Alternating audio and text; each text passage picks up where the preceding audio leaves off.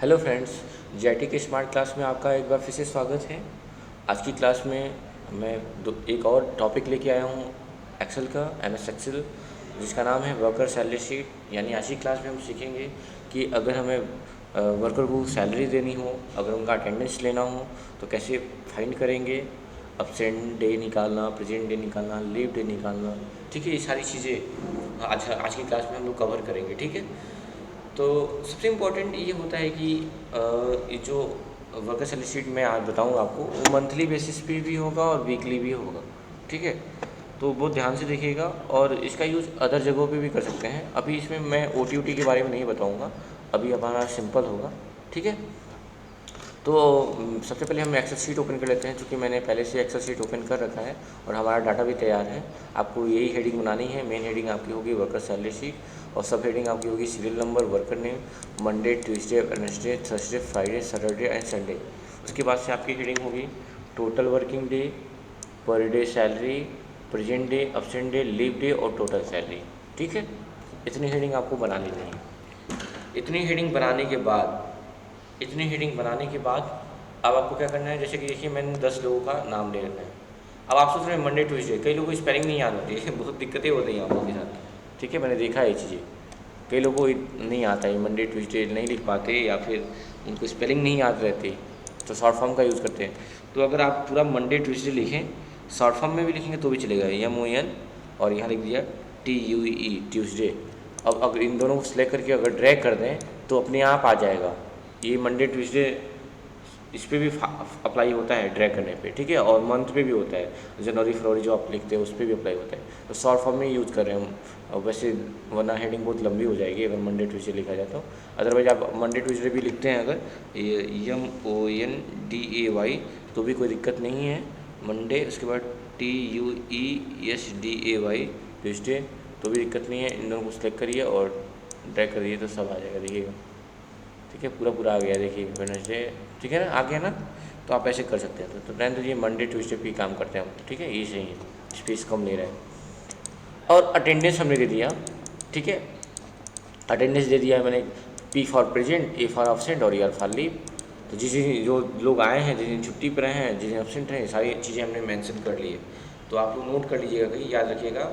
P for present है, A for absent है और ER फॉर लीव है। सबसे पहली चीज़, एब्सेंट और लीव में मैं आपको अंतर बता दूं। एब्सेंट और लीव में अंतर क्या है? एब्सेंट का मतलब होता है कि अगर बिना इन्फॉर्मेशन के आप एब्सेंट हो, मतलब कि आप एब्सेंट हो जाते हैं, बंक मार देते हैं, तो उसको एब्सेंट के नाम से जानते हैं। लेकिन अगर आपने इन्फॉर्मेशन दे रखी है, छुट्टी ले रखी है कि आप किसी दिन क्लास अटेंड नहीं करेंगे या कहीं काम पे नहीं जाएंगे, तो उस दिन उस नाम को लीव के नाम से जाना जाता है। ठीक है, तो यही अंतर होता है लीव में और एब्सेंट में।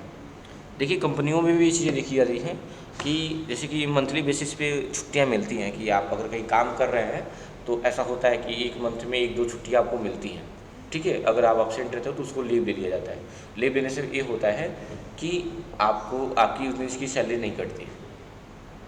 मैं अभी इस बार की बात नहीं कर रहा हूँ, ये तो पर डे सैलरी है जो आप लोग गाँव में होते हैं या हर जगह पर होते हैं, उसके बारे में बताया जाएगा। लेकिन उस तरह मैं बता रहा हूँ कि जो चीज़ें होती हैं, ध्यान से समझिएगा मैं क्या बोल रहा हूँ, कि जो चीज़ें होती हैं, अगर आप मंथली में कभी अब्सेंट कर दिए 1-2 दिन, तो 1-2 दिन छुट्टियाँ मिलती है, उस दिन के पैसे नहीं कटते। लेकिन अगर 1-2 दिन से ज़्यादा करते हैं तो उस दिन के पैसे काट लिए जाते हैं, ऐसा होता है। ठीक है, तो अब्सेंट और लीव का मतलब ये नहीं है कि लीव का मतलब आपको पैसा मिल जाएगा, नहीं, लीव का मतलब भी यहाँ अब्सेंट से रिलेटेड होगा। लेकिन यही रहेगा कि इन्फॉर्मेशन में ही है और आपने छुट्टी ले रखी है, मतलब कि हमको पता है कि आपने छुट्टी ली है। ठीक है, अब देखिए, तो यही चीज़ हमको निकालना है कि कितने दिन आप एब्सेंट रहे हैं, कितने दिन प्रेजेंट रहे हैं, ठीक है, कितने दिन लीव पे रहे हैं, ये सारी चीज़ें हमें निकालनी है। सबसे पहले चीज़ हमें यह काउंट करना होता है कि काम कितने दिन चला है। ठीक है, पर डे सैलरी के बेस पे काम कर रहे हैं तो एक दिन की सैलरी कितनी होनी चाहिए, ये सारी चीज़ें। तो चलिए सबसे पहले काम कर लेते हैं। चूँकि काम चला है 1 वीक, यानी 7 दिन, तो 7 दिन लिखना नहीं है, हमें फार्मूले चलाना है। कैसे लाएंगे? सबसे पहले इक्वल टू काउंट ए, याद रखिएगा, काउंट ए का यूज़ करते हैं टोटल वर्क इन डे निकालने के लिए। ब्रैकेट ओपन कर लीजिए, ब्रैकेट ओपन करने के बाद आप सिलेक्ट कर लीजिए मंडे से लेके संडे तक। तब तक आप लेफ्ट क्लिक से हाथ मत हटाइएगा जब तक पूरा सिलेक्ट ना करें। सिलेक्ट करने के बाद एक बार मैच करा लिया जाता है कि सही सिलेक्ट किए ना। C12 यानी C कॉलम 12 रो से स्टार्ट किए हैं और कहाँ तक गए हैं I12 तक, यानी I कॉलम और 12 तक गए हैं, सही है बिल्कुल। और ब्रैकेट बंद कर दीजिए। ब्रैकेट बनने के करने के बाद इंटर, तो बता रहा है 7 दिन। देखिए जो आप चीज़ कह रहे थे वो हमने फार्मूला से निकाल दिया, हो गया। अब पर डे सैलरी डिसाइड कर लेते हैं कि पर डे की सैलरी कितनी होगी। तो पर डे की सैलरी हमने कह दिया सबका कॉमन रख देते हैं कि हम पर डे की सैलरी 400 रुपये देंगे और इसको मैंने क्या कर दिया, ये सबका आ गया। तो इसको जूम कर लेते हैं, थोड़ा सा बड़ा कर लेते हैं, ठीक है। अब हमको निकालना है present day, present day, absent day और लीव डे। प्रेजेंट डे निकालते हैं, कैसे निकालेंगे समझना मेरी बात को। मैंने बार बार ये वर्ड रिपीट करता रहता हूँ एक्सेल पढ़ाते टाइम कि 2 फार्मूले ऐसे हैं जो बार बार यूज होंगे, एक है इफ़ और एक है काउंट। इफ़ का यूज़ कहाँ होगा, जब हमें कंडीशन देने वाली बात आएगी, जब कंडीशन वाली बात आएगी कि हमें कंडीशन देना है कि ऐसा हो तो वैसा हो जाए, वैसा हो तो ऐसा हो जाए, तो हम इफ़ फार्मूले का यूज़ करते हैं। लेकिन अगर हमें ढूंढना हो बहुत सारी चीज़ें से, ठीक है, अगर बहुत सारी चीज़ों में से एक चीज़ को ढूंढना हो तो काउंटिव का प्रयोग करते हैं, ठीक है। अगर कंडीशन लगाना है तो इफ़ का प्रयोग करते हैं, अगर बहुत सारी चीज़ों में से एक चीज़ को ढूंढना है तो काउंटिव लगाते हैं। बस इतना याद रखना। आप सेंटेंस कोई भी बोलेगा तो आप तो ये समझ जाओगे कि हाँ कंडीशन लगाना है या ढूंढना है, ठीक है। अब क्या करना है सुनिएगा ध्यान से। प्रेजेंट डे कैसे निकालेंगे, तो अब चूँकि यहाँ सोचिए हमें यहाँ ढूंढना है कि कितने दिन प्रेजेंट रहा, तो कौन सा फार्मूला यूज़ होगा, काउंटिव या इफ़ का। तो कंडीशन तो देना नहीं है तो इफ़ लगाएंगे नहीं, क्या लगाएंगे काउंटिव, यानी equal to count if, bracket open करेंगे। जैसे ही काउंटिंग का फार्मूला लगाते हैं वो हमसे दो चीज़ें मांगते हैं। दो चीज़ें क्या मांगता है कि किस में से ढूंढना है और क्या ढूंढना है, वो दो ही चीज़ हमसे मांगता है, किस में से ढूंढना है और क्या ढूंढना है। तो किस में से ढूंढना है हमें, तो हमें ढूंढना है मंडे से संडे में से ढूंढना है, मंडे से संडे में से ढूंढना है, कामा डबल एंड कामा में। क्या ढूंढना है, हमेशा क्राइटेरिया को डबल एंड कामा में ही लिखते हैं, इस बात का विशेष ध्यान देंगे। और क्या ढूंढना है हमें, तो प्रेजेंट। तो प्रेजेंट किससे इंडिकेट किया जा रहा है, पी से। प्रेजेंट किससे इंडिकेट किया जा रहा है, पी से। और डबल एंड कामा बंद कर दीजिए और ब्रैकेट बंद कर दीजिए, इंटर कर दीजिए। तो बता रहा है 5 दिन प्रेजेंट रहे हैं, काउंट कर लीजिए 1 2 3 4 5, सही है, करेक्ट है। अब इसको ट्रैक कर दिया जाए तो सबका निकल जाएगा। थोड़ी साइज इंक्रीज कर देते हैं, देखिए ध्यान से, ठीक है। अब एब्सेंट डे निकालना है तो सेम वही काम यहाँ भी निकालना है, ढूंढना है।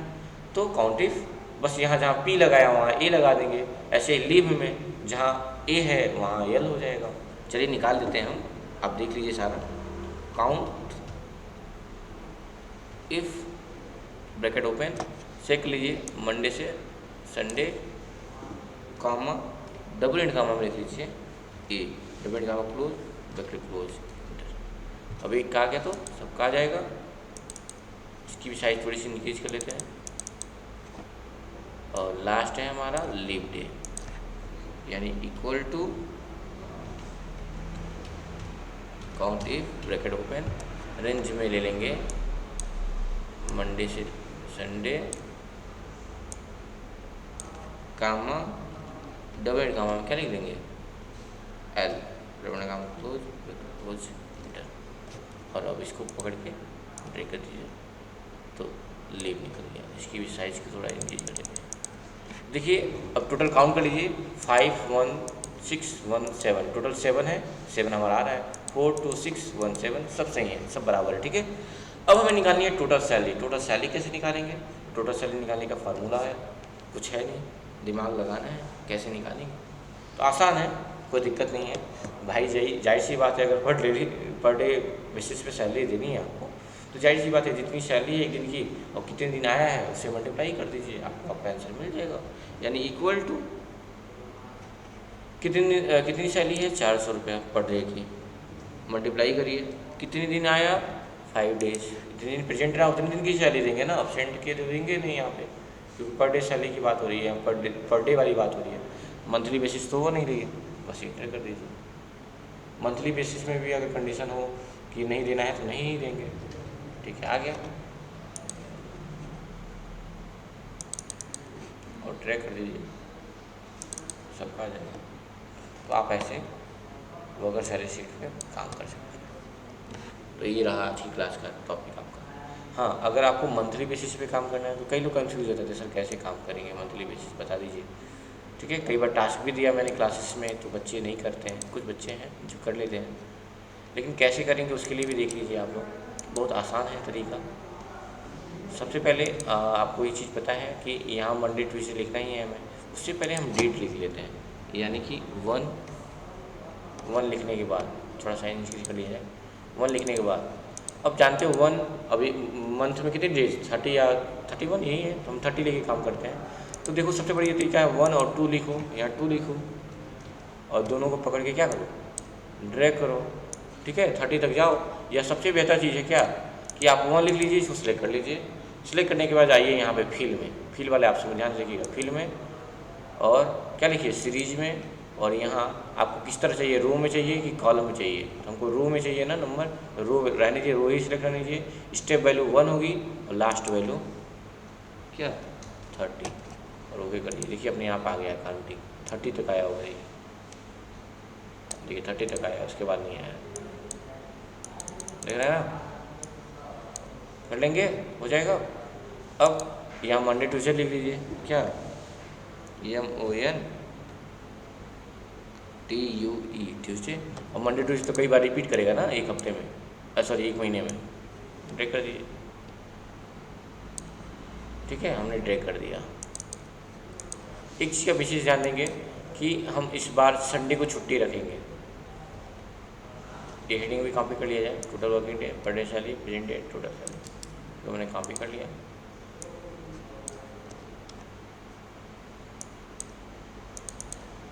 यहाँ ला के पेस्ट कर दिया। कुछ है नहीं इसमें, बस झूठ मूठ का डरते हैं आप लोग।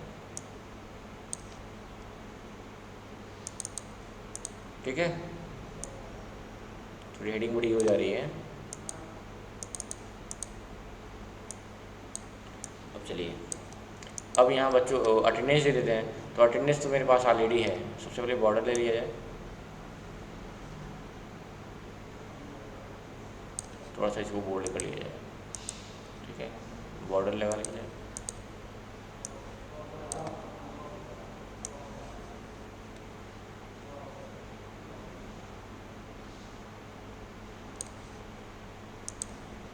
ठीक है, अब अटेंडेंस दे लिया जाए। अटेंडेंस यहाँ से दे सकते हैं आपको, यहाँ से मैंने कॉपी कर लिया। सिर्फ सैटरडे तक ही कॉपी कर रहा हूँ, संडे से छुट्टी रखना है इस बार, संडे छुट्टी रखना है।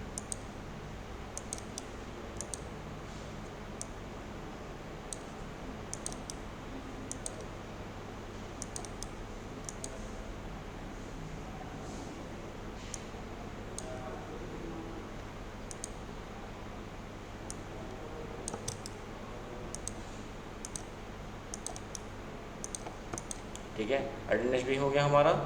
वापस चलिए, अब निकालेंगे। अभी याद रखिए संडे को मैंने छोड़ दिया, तो अब संडे को छोड़ा तो कई लोग क्या करते हैं इसमें संडे यस लिख देते हैं, यस फॉर संडे। तो ऐसा कुछ नहीं करना, संडे को ब्लैंक छोड़ना है। क्योंकि ये चीज़ आपको पहले से भी पता होगा कि जो कंपाइलर होते हैं, वो लैंग्वेज प्रोसेसर होते हैं ना, 3 कंपाइलर, इंटरप्रेटर और असेंबलर। जो कंपाइलर होता है वो टेक्स्ट को काउंट करता है। तो अगर आप स्पेस देते हैं, स्पेस, तो उसको भी एक कैरेक्टर माना जाता है।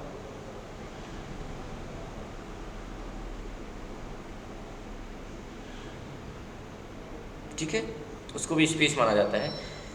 तो इसमें अगर कुछ भी सोचो, स्पेस को कैरेक्टर माना जाता है, सोचिए अगर हम इसमें कुछ लिखेंगे तो उसको कैरेक्टर नहीं माना जाएगा, उसको भी माना जाएगा। इसलिए संडे वाले को हम ड्रॉप छोड़ रहे हैं। हम क्या करते हैं, थोड़ा इसको अलग दिखने के लिए इसमें कलर भर देते हैं।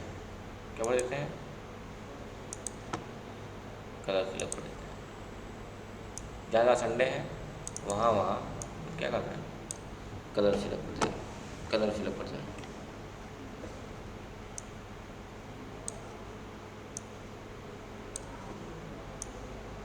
चार हो गए, 4 संडे हो गए, हो गए। क्यों नहीं भर रहे हैं इसका भी रीज़न मैं बता दूंगा। अब आप निकालेंगे ना total working day, total working day निकालेगा तरीका बताए हैं, equal to count A bracket open, same वही का। वहाँ मंडे से संडे सिलेक्ट कर रहे थे, अब क्योंकि डेट भी आ गया इसमें, ये नहीं 1 से लेकर 31 तक, यानी इस मंडे से लेके, यानी 1 तारीख से लेके पूरा कहाँ तक 30 तारीख तक, और ब्रैकेट वन। तो बता रहा है 26 दिन काम मिला। क्यों 26 दिन बता रहा है? क्योंकि 4 दिन तो संडे हो गया ना। अब देखिए क्यों इसमें मैंने कुछ लिखा नहीं। अगर यस भी लिखते तो 26 की जगह क्या हो जाता? 26 की जगह देखिएगा 27 हो जाता। तो ये गलत हो जाता ना भाई, काम चला है सिर्फ 26 दिन, 27 दिन क्यों बताएंगे आप? ठीक है। अब पर डे सैलरी यहाँ भी वही कर दे रहे हैं कि पर डे सैलरी 20 पे ही रखना है, 400 रुपये, और हमने ट्रैक कर दिया, सबका आ गया। और प्रेजेंट डे निकाल ही लेंगे आप लोग, प्रेजेंट डे निकाल लेंगे और एब्सेंट डे निकाल लेंगे, लीव डे निकाल लेंगे, और प्रेजेंट डे से और पर डे सैलरी में मल्टीप्लाई करेंगे तो टोटल सैलरी निकल जाएगी। अब आप ऐसे करके निकाल सकते हो। प्रेजेंट डे निकाल दे रहा हूँ, एक बार फिर से देख लो। चूँकि ढूंढना है तो काउंटिव का यूज़ करेंगे, ब्रैकेट ओपन करेंगे, सब में से सिलेक्ट करेंगे क्या, 1 तारीख से लेके 30 तारीख तक, कामा करेंगे और डबल कामा क्या लिखेंगे, P double comma close bracket close. 17 दिन आ गया प्रेजेंट। बस साइज थोड़ी बढ़ा लेते हैं और ड्रैग कर देते हैं, सबका आ जाएगा। आने के बाद क्या करना है, आप लोग प्रेजेंट और लीव निकाल लीजिएगा, ठीक है। Equal to per day salary multiply कर देंगे प्रेजेंट डे से, इंटर आ गई, ये सैलरी आ गई। साइज थोड़ा इंक्रीज कर लें, ठीक है। ऐसे आप करके निकाल सकते हैं।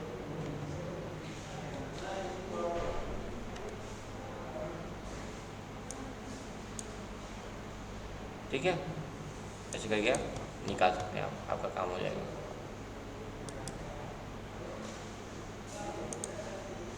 ठीक है।